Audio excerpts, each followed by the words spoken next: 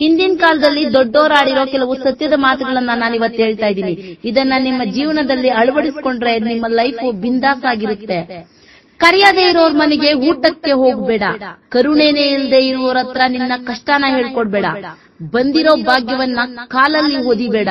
ಹಸುವು ಇಲ್ಲದೆ ಇರೋನಿಗೆ ಬಲವಂತವಾಗಿ ಊಟ ಬಡಿಸಬೇಡ. ಹೃದಯನೇ ಇಲ್ಲದೆ ಇರೋರ ಹತ್ರ ಪ್ರೀತಿನ ಭಿಕ್ಷೆ ಬೇಡಕ್ ಹೋಗ್ಬೇಡ. ನಿನ್ ತಂದೆ ತಾಯಿಗಳ ಹತ್ರ ಎದೆ ಕೊಟ್ಟು ಮಾತಾಡ್ಬೇಡ.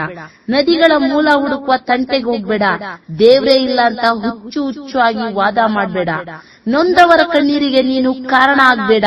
ನಿನ್ನ ಒಡ ಹುಟ್ಟಿದವರ ಪುರಾವೆ ಕೇಳಬೇಡ.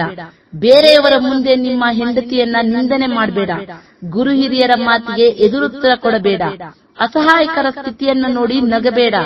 ಸ್ನೇಹಿತನನ್ನು ನಂಬಿಸಿ ಬೆನ್ನಿಗೆ ಚೂರಿ ಹಾಕಬೇಡ. ಬಾಯಾರಿದಾಗ ನೀರು ಕೊಟ್ಟ ಮನೆಯನ್ನ ಮರೆಯಬೇಡ.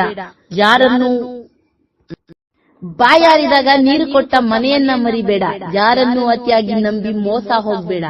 ಒಂಟಿಯಾಗಿದ್ದಾಗ ನಿನ್ನ ಜೊತೆ ಇದ್ದ ಜೀವವನ್ನ ಮರಿಬೇಡ ಅಂತ ಹೇಳ್ತಾ, ನಿಮಗೆ ಏನಾದ್ರೂ ನನ್ನ ವಿಡಿಯೋ ಇಷ್ಟ ಆಗಿದ್ರೆ ಪ್ಲೀಸ್ ಒಂದು ಲೈಕ್ ಮಾಡಿ ಹಾಗೂ ಸಬ್ಸ್ಕ್ರೈಬ್ ಮಾಡ್ಕೊಳ್ಳೋದನ್ನ ಮರಿಬೇಡಿ. ನಮಸ್ಕಾರ, ಸಿಗೋಣ ಮುಂದಿನ ವಿಡಿಯೋದಲ್ಲಿ. Love you all. Bye bye.